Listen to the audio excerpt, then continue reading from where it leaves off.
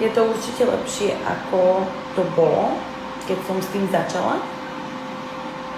Určite je to 100-krát lepšie. Teraz mám make-up. Aj.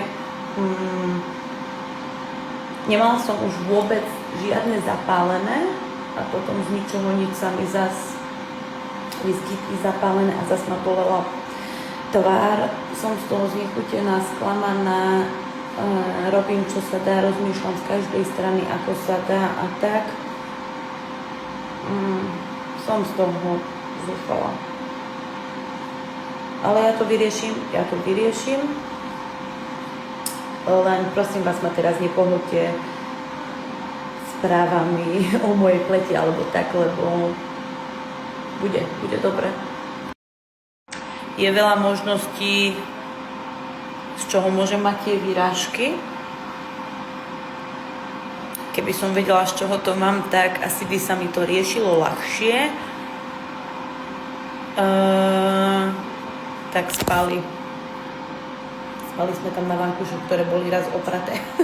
Ja som sa zvyčajne pokúšala spať na mojej husy, ale ja si myslím, že sa mi to nadhodilo z tej múky, keďže tam sme jedli len múku a pili mlieko, čiže buď mlieko, buď múka a pokúšam sa tieto produkty vynechávať, čistím si tvár o 106 ráno, večer.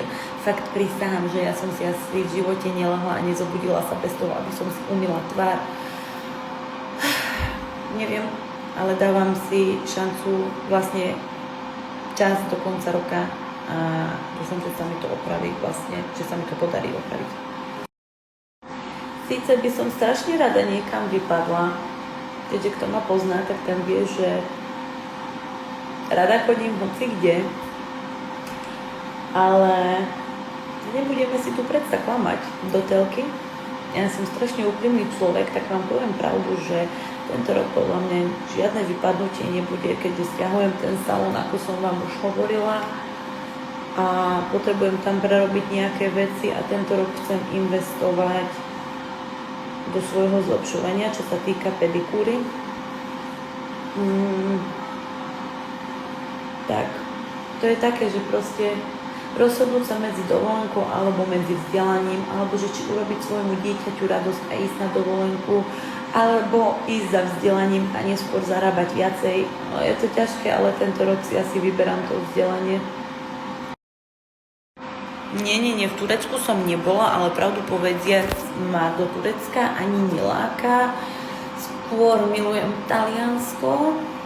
A kde by som tak chcela, to si už len tak sama položím otázku, kde by som chcela ísť, keby som mohla.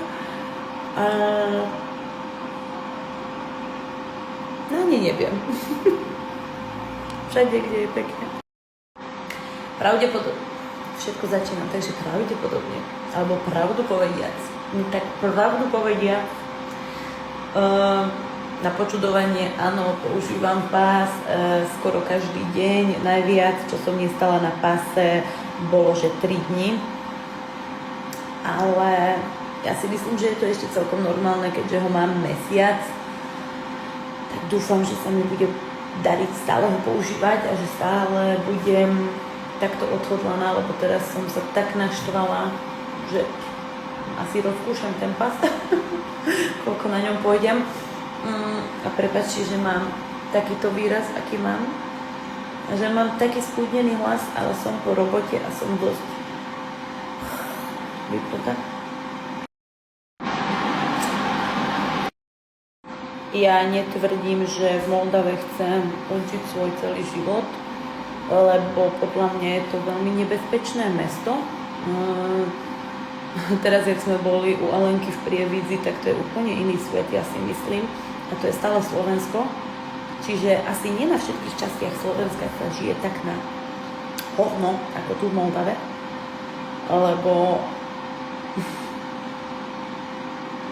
nás tu niektorí občania už požerú do Breženie a večer nemôžeš vonku chodiť v bezpečí a tak ďalej a tak ďalej. Vedela by som menovať, ale ja sa nesústredím zvyčajne na také negatívne veci.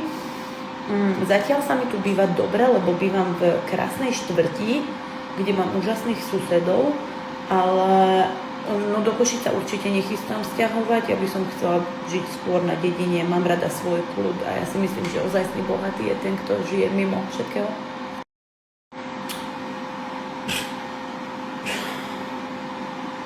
Nemám rada, to je veľmi silné slovo, ale že kto má srál na farme.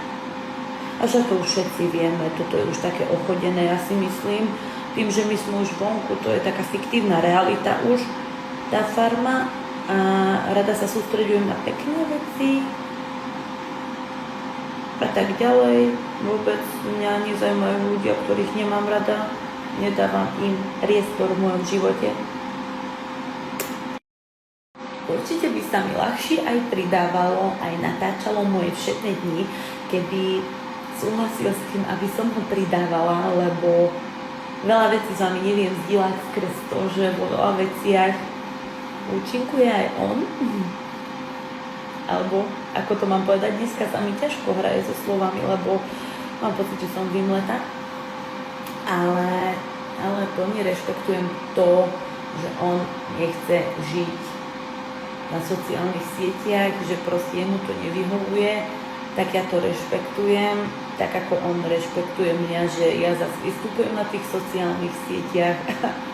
Pozerajú si ma jeho kolegovia, napríklad jeho kamaráti, čo napríklad, keby ja nie som na internete, alebo že nezapájam sa, a môj frajer by bol, aby sa na ňo pozerali moje kolegyňa alebo barsto, tak neviem, či by mi to nevadilo. Čiže rešpektujeme sa navzájom. Myslím si, že som mala pravdu od začiatku a že veľa ľudí mi neuverilo. A toto mi dáva len to, že by som mala byť stále taká, aká som a stále poslúchať svoju intuíciu. Lebo pravda aj tak stále vyjde najavo. A nemám rada takých ľudí, presne, no pýtali sa ma, koho nemám rada, ale nie je to také, že nemám ho rada alebo tak, ale nemám rada takých ľudí, ktorí sa tvária na svetcov a potom sú najväčší zákeráci. To neznášam. Mňa preto neznášajú ľudia, lebo som príliš úprimná, ale ktorí ma neznášajú. Teraz som viac zatla zuby, čo sa týka aj ohľadom cvičenia, aj ohľadom stravy. Keďže slnko je už vonku, tak mám viac energie. Pre mňa asi väčší problém je to jedlo, lebo milujem jesť. A tak, ako som spomínala, že som v tom období, že som neskutočne šťastná a vtedy teraska, neviem čo, ideme tu sa napapať, ideme tam sa napapať. Pre mňa je to relax. Milujem jesť proste. No, jedlo je pre mňa problém a hlavne to, že ja som veľmi veľa v robote a tam, neviem, nehovorím, že z nudy, lebo robím, ale tam to ako keby zajedám z nudy, že a dám si a tak a hen tak. Čiže toto je problém, ale napraví sa to. Tak ako som spomínala, že mám kúsoček ťažšie dni a tak, ale ináč sa mám fajn. Nemôžem sa sťažovať, sú ľudia, ktorí sú na tom horšie. A som pedikérka a mám ešte aj ďalšie práce, ale to je nuda. A touto neotázkou zakončím dnešné otázkovanie, keďže tu mám žehlenie, idem ešte navariť a tak ďalej. Čiže som veľmi rada, že ste mi dávali toľko otázok, lebo som spomínala, že v poslednej dobe to bolo trošku biedne. A ja si nemienim sama písať otázky, keďže na to času nemám, ale veľmi rada vám odpovedám na ne, lebo fakt sa tu nájdú také zaujímavé a tým pádom sa vám viem aj s viacerými vecami zdôveriť, ktoré len tak sama od seba by ma nenapadli. Samej od seba. Dneska neviem rozprávať, bože môj, už fakt toto musím ukončiť dneska. Čiže majte sa pekne, ešte pekný deň, večer vám prajem.